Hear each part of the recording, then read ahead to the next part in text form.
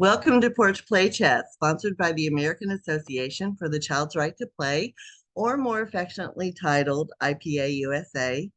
IPA USA is the USA affiliate of the International Play Association, and as part of our efforts to promote play, we've introduced Porch Play Chats. And these are just conversations with people who are just as passionate about play as we are. There are over 275 Porch Play Chats. We're really close to hitting that 300 mark, and they are all free to you.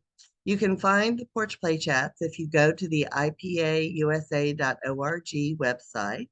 And up in that top right-hand corner, there's a link to all of our social media. So you have a link to Instagram, Facebook, YouTube, and Spotify, because we're now uploading all of our Porch Play Chats into Spotify. So there's several already there for you. I'm Deb Lawrence, and I'm president of IPA USA, and with me on the porch today is Louise de Lannoy. Louise, welcome. Thank you so much for having me. We're so happy you're here. So Dr. Louise de Lannoy completed her PhD at Queen's University in clinical exercise physiology. Her interest in population health and knowledge translation led her to join the Healthy Active Living and Obesity Research Team at the CHEO, which I have no idea what that stands for, Research Institute, so we'll talk about that in a minute, where she became involved in and helped grow Outdoor Play Canada into the nonprofit organization it is today. Louise is passionate about environmental stewardship, finding daily joy and wonder outdoors, and thinking creatively and collaboratively about whole of community challenges. She can't believe her luck in finding such a joyous, satisfying, and playful form of work that aligns almost magically with these passions. Outside of OPC, Louise enjoys exploring Ottawa by running, cycling, and skiing through it, and winding down at the end of the day on the couch with a glass of wine, her partner Jeff, and their geriatric puppy. I love the geriatric puppy piece. And so Louise is going to talk to us about the launch of the 10-year update to Canada's position statement on active outdoor play. And so I think people in the US, Louise, would be really interested in understanding what the position statement really focuses on, as well as the updates that you're thinking about, because that original position statement was done in 2015. So welcome. We're so glad you're here. Thanks, Deb. Thanks for that warm welcome.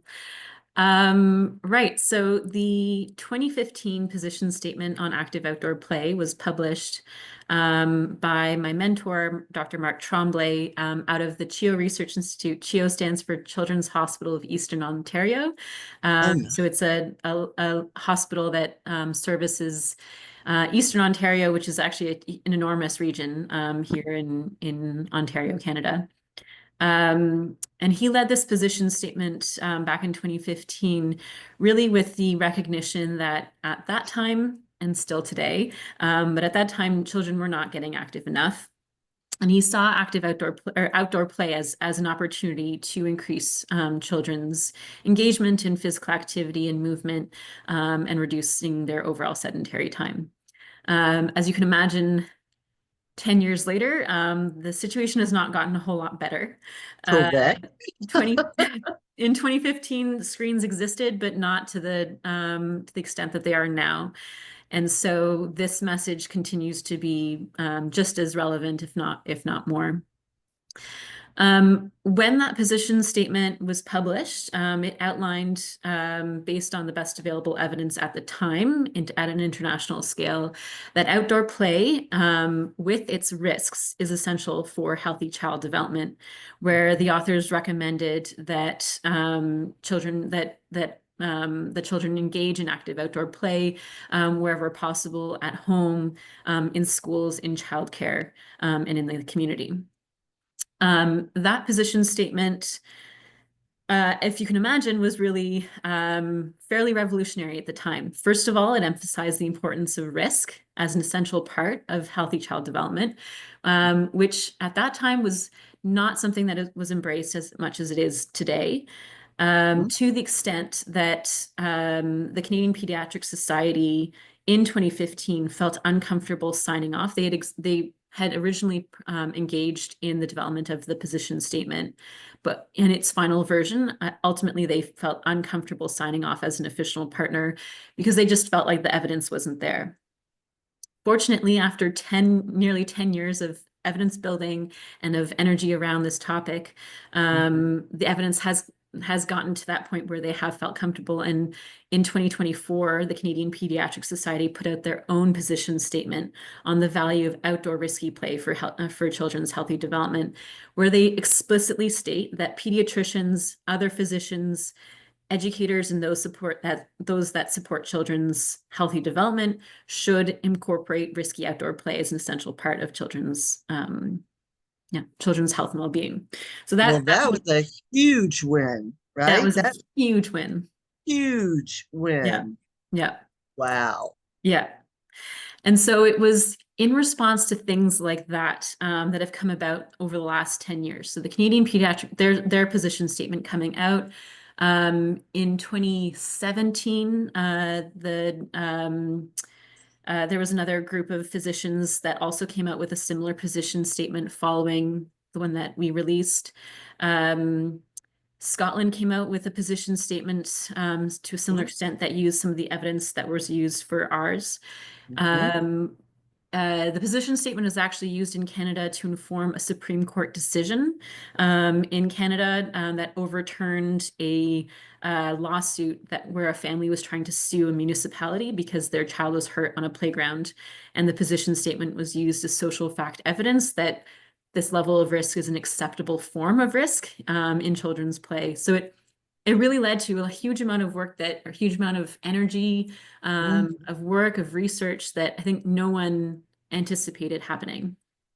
Wow, that is truly amazing. And I think the lesson is that I'm sure there are other countries out there besides Scotland and Canada who are thinking about this, and maybe this is something we should talk about on the council meeting, that are focused on working with other partners to maybe create their own position statement. I think the more synergy we get behind other countries, so that other countries might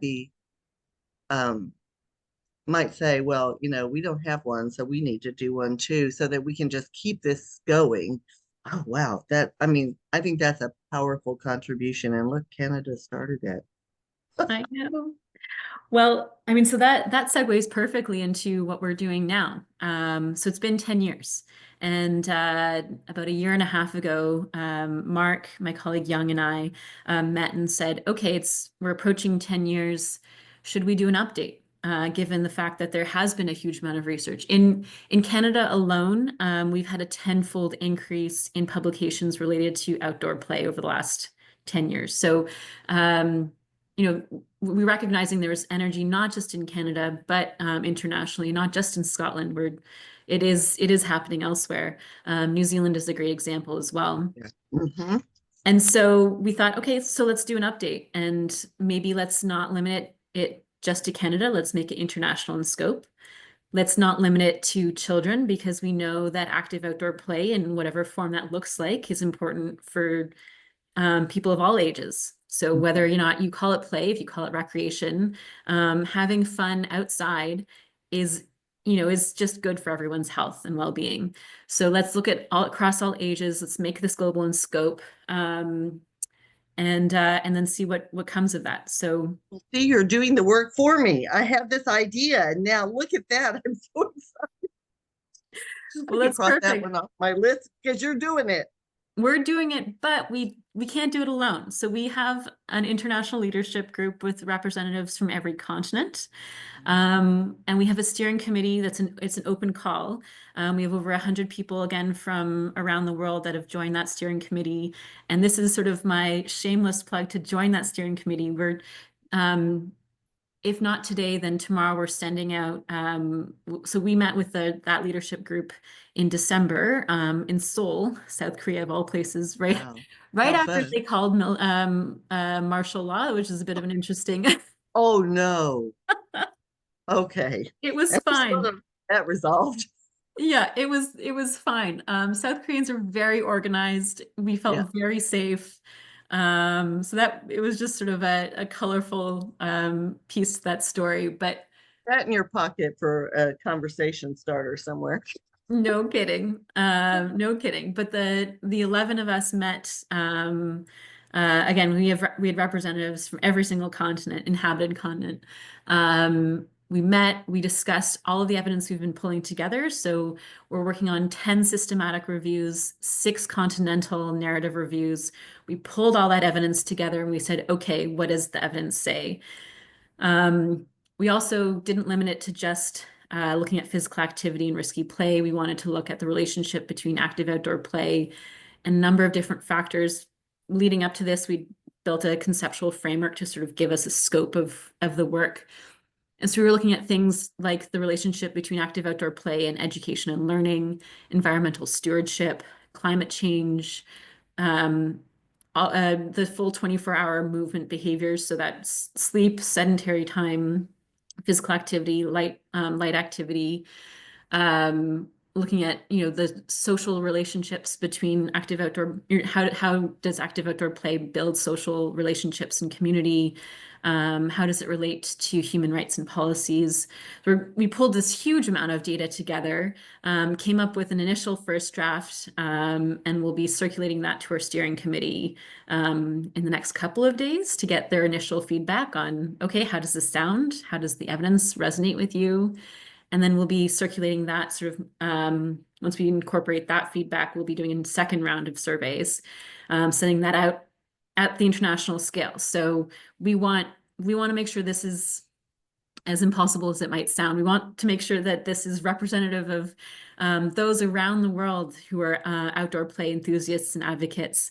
We want your input, and so we'll be sending an email to you, Deb, to say, Yeah. can you send this out? Yes, of We course I want can. to make sure this resonates. Of course, it'll never be perfect, but we'll do our best.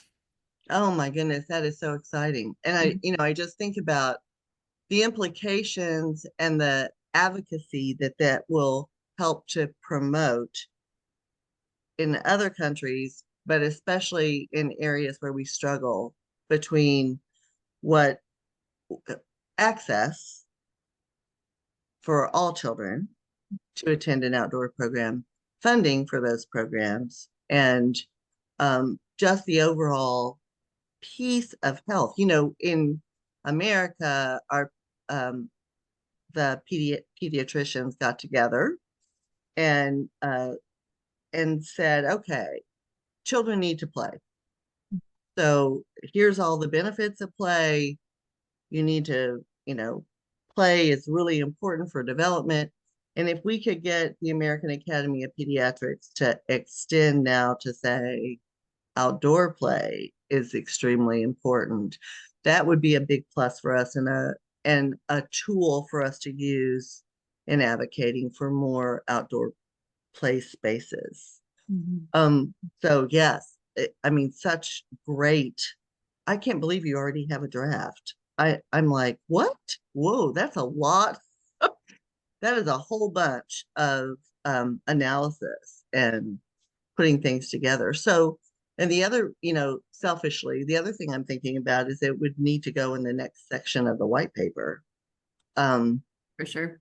Yeah. Mhm. So, which is going out to the world in 2 weeks. Um, so I'm really excited about that. But anyway, so the second draft, the second white paper will be released right before New Zealand. Oh, great. You mean in 2026? 26. Yeah. Okay. And so we're going to do the call for paper. So the other thing about the steering committee is I'm getting ready to write the quarterly play blast. Mhm. And so I could put in the call for the steering committee if you'll send me just a blurb and how they do that. Absolutely. Absolutely. Yeah, because it's an open call. We want to make sure that this is reaching as many people as possible. Oh, that is so exciting. We have so many play enthusiasts that are outdoor people here. Mhm. And I can share that also with Natural Start Alliance, which is the formal organization, which I'm sure you've already done. But again, we could promote it that way too. How For exciting. sure. You know, So can you think of one or two recommendations or some of the research that has gone into that draft that would be meaningful in little tidbits? I'm putting you on the spot, but I'm No, curious. that's okay. Well, I think part of the reason we were able to put together a draft as quickly as we did, I didn't think it was possible. I had no, going into that meeting, I was pretty nervous. I was like, I have no idea what we have in store for ourselves. But what is encouraging is that the evidence is consistent and has been consistent over a decade. That getting outdoors is important for when children are outdoors, when adults are outdoors, we move more, we sit less, we play longer. It's Mhm. just fairly consistent and has been consistent over a decade that we see the benefits of outdoor play and learning for not just children, but people of all ages in terms of learning, in terms of social engagement, movement behaviors, challenging ourselves, building resiliency. The list of benefits is really fairly Imagine, extensive. yeah. And then what we're seeing now is, so I'm leading one of the systematic reviews on the relationship between active outdoor play and environmental stewardship. And it should be not that surprising that when you expose people at a young age to nature, that Mhm. helps them foster a relationship to the environment, to nature from an early age that then transitions throughout adulthood. And that's especially important as we're facing, the climate challenges that we're facing now. And so it's not what we're noticing or what we're sort of talking about now is it's not just important for us as humans, but it's important for us as citizens of this world and as stakeholders or stewards of this world. And I think that's sort of a really beautiful message because instead of um, the world is going into chaos. I think there's sort of a very positive attitude here of if you foster this early in life, we'll want to care about it. And you can't, we'll know it, we'll care about it, we'll want to do something. And that's an important first step. Oh, huge. Is there anything in there about screen use? Yeah. Yeah. First of all, it's just harder to use a screen when you're outside. There's no plug. So if your phone dies, then that's it. But again, the chances of engaging with screens outside it's less convenient. There's also just more to engage with. I was listening to in anticipation of this chat, I was listening to a couple of previous Porch Play Chats about there's just more to do outside, right? There's when you have a structured game or a structured activity, it's typically engaging for children for 15, maybe 20 minutes. But when you have the entire outside world, right now it's snowing outside in Ottawa. There's snow, there's ice, there's water, there's, making snowmen, there's making puddles, there's making mud pits where the snow isn't. There's just so much more there's to engage with. And so if parents are looking, parents, educators are looking for how to engage children, how to support their learning and development, there's just more exploration and there's more opportunities for self-inquiry and for expansion. And I think the beauty of that is it goes back to exactly what we say play is, right? It's child-led. It they you don't have an adult telling you where to go, what to do, how long to stay there, and what to do next. So it builds agency. It increases their autonomy and self-esteem. They make good decisions or poor decisions, but they learn from them, right? Instead of us being so overprotective. In the US, we've gotten to this, we wrap them all in bubble wrap and don't let them do anything risky. Mhm. And then we wonder why later on in life they do really risky things that are detrimental, right, Mhm. to themselves and sometimes to their ability to not be put in jail, right? So it's Mhm. Yeah, expose kids to risk early where the potential for things to go wrong is fairly limited, right? yes, right. And In so and yeah. learn that. And the other big piece that we're seeing, and I see a lot in the development of young children is they have no idea where their body fits in space. They're they're not coordinated. They don't understand how to what social emotional is. People are blaming COVID. I think COVID may have been a part of it. But when you think about the pandemic and you think about how isolated children were, and if they had any interaction, it was going to be with a screen for school. And if they're on screens, they're still not getting that social interaction. And we seem to see an increase in screens since COVID. We did. I mean, you would think we would have learned that Mm-hmm. the screen stuff didn't work. Mm-hmm. Um, so, there's so many decisions that we make, I believe, without having the research behind it. It's similar to getting them ready, right? So it's similar to these poor superintendents or principals who are panicked in the US about what's going to happen to their school if they don't meet the test scores. Mm-hmm. And so instead of paying teachers more and giving teachers more autonomy and letting kids go outside for recess, oh no, we have to take recess away because we need to focus more on academics, or we need to do this canned curriculum instead of focusing on what each child needs, not what the first graders need. So, it's just like we're all upside down, topsy turvy. And when it comes to nature play, that in the US at least, that bubble wrapping piece is they just go nuts. They're like, Mm-hmm. what? No, they can't climb trees. No, they can't, oh no, you can't have a fire pit. It's too dangerous. I'm like, oh my goodness, people. Yeah. Yeah, I mean I'm sorry to admit that it's not that much better in Canada. Um I mean we're trying, and at least the fact that the Canadian Pediatric Society got on board was huge. But also it's indicative of the fact that it's still an issue, right? That pediatricians had to say this is important. It's not happening. And Mhm. so we had to write the statement to emphasize its importance so that we hope that it will start happening. I laugh every time I chat with my mother-in-law because she'll tell stories of her youth where, she would stand on people's shoulders to water ski, and she'd tell all these sort of crazy radical stories. And then we'd go walking in a park and she'd see, a kid trying to jump off of a hay bale or something. She's like, "Oh, what's gonna happen?" I'm like, "You just finished telling me a story about how you had this wild childhood where nobody paid attention and you did all these crazy things and you loved it and you think about it fondly."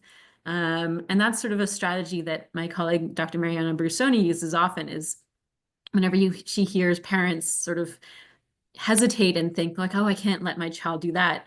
Well, what did Mhm. you do as a child? And Mhm. why was that important to you? Was it important to you? And typically, yes, they did crazy things, and yes, Mhm. it was important. Mhm. And it just sort of takes sort of that mental check of, right, this is something that for some reason, well, for many reasons, it's been removed, and now we need to work to bring it back. I think Mhm. the most encouraging thing about this whole conversation and this sort of shift towards encouraging risky play, I was just reading Jonathan Haidt, who wrote that book, Anxious Generation. Mhm. I follow his Substack, and he just published an article from Catherine Matinko, and she wrote a book about reducing screen time. And the whole focus of the article was parents, it's okay to do less. And I think that's the most beautiful part of this whole conversation is we've focused so much on hyper structuring, on doing as much as possible for children, without actually knowing whether or not that's helpful. And in Mhm. fact, there is a lot of evidence now that's coming out to show less can be more, Mhm. and it can actually improve both the quality of life of parents and children.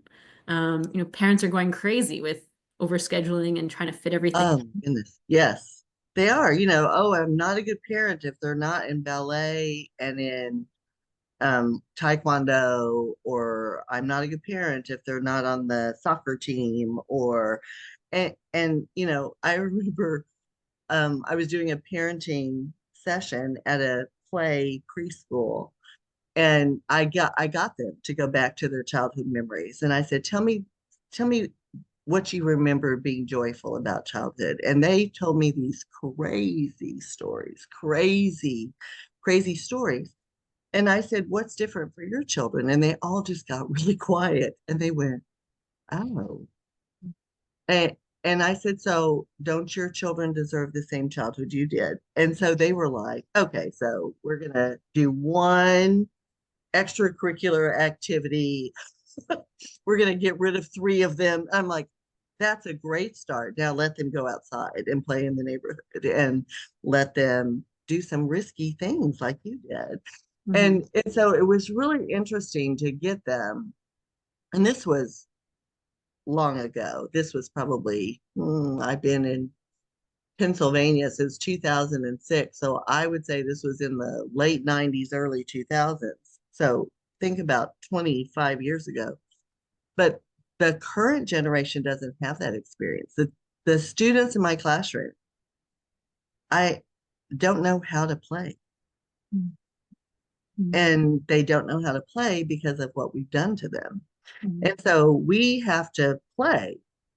And so they begin to see the value of it and understand how encompassing it is in every part of development. So you know, I think the generation that we used to do play memories for, we now have to go to grandparents and Mhm. and and have them talk about it, because everybody else is like, oh no, I didn't do that. No, I didn't do that. and, Mhm. and it's so frightening, because Mhm. how can we get people to advocate for risky play and outdoor play and play in general if they never experienced it? So it's a challenge that we're facing in the US, because that we've lost that generation. Yeah, for sure. Well, how about an international position statement on the value? I think it's perfect. And I think that's what we need to do. And we certainly, IPA USA needs to get involved in that. And so, any final thoughts before we close out that you want to share with everyone? You're going to send me an email with everything, and I'll stick it in the invitation and in the quarterly play blast and post it on our website. So we'll get all Yeah, that in.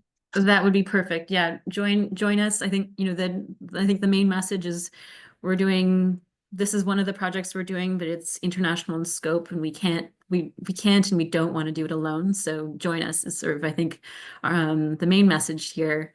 And then second, just get outside. We've talked a lot about kids, but I'm a fairly active outside, and it's because I found the ways to be playful outside and joyful. I think that's really, in my opinion, the best way to continue an active and healthy lifestyle throughout an entire life. Um, a lifetime is finding the joy, the play. You don't call it play, call it recreation, whatever, but find ways to make being outside fun. If Yeah, it's not fun, you won't do it, right?